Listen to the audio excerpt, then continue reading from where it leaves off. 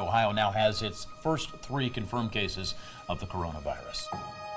700 days since Ohio's first COVID case. Days of worry, days of death, days of uncertainty. We know some have struggled, and there is no clear end in sight. Okay. Take Alyssa Hoying. Less than a year into her career out of college, this is not where she thought she would be. Do you feel like your life is on hold right now? Yes, very much. She was a junior when the pandemic started. You know, graduating and going out into the world in the pandemic world was also terrifying. Hoying said she has had mental health issues all her life, but she was in a good place until the pandemic unraveled her. Just losing the social experiences that I had, seeing my friends constantly, and all the things that could have happened was just very, very hard. So hard, she ended up moving back home from Columbus in November. I was afraid of what I might do to myself. Hoying is not alone in her pandemic struggles. I think we're seeing a melting pot of symptoms coming through. A week ago, I sat down with 3 clinical psychologists from the Miami Valley to discuss what they are seeing.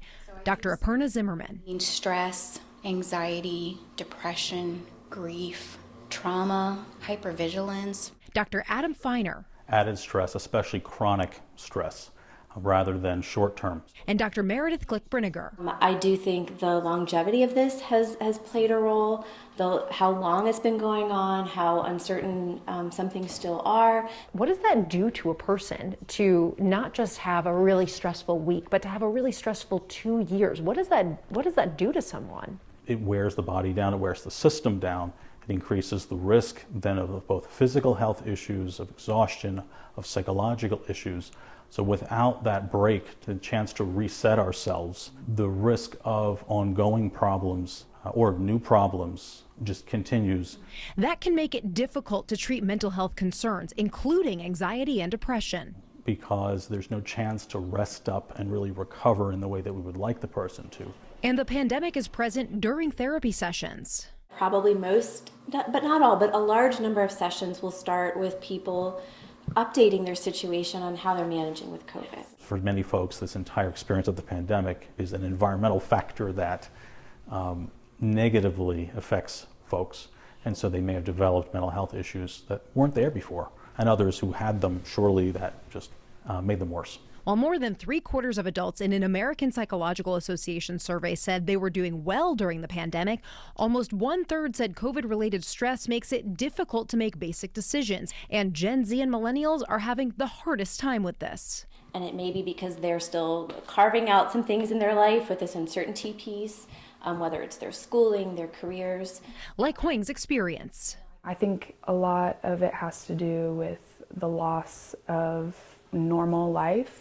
The APA's most recent data also shows because of stress, almost 3/4 of adults experienced headaches, feeling overwhelmed, fatigue, or changes in sleeping habits. And the numbers are higher for parents compared to those without children. This data shows different people are experiencing the pandemic differently. And for some, but not all, it can be traumatic. With trauma, when we look at the definition, a perceived threat to the person's life or the life of a loved one, I think we can all agree that we've all been in that spot. When the pandemic started, we quarantined. We weren't even visiting our close family because we were so afraid for them and for ourselves.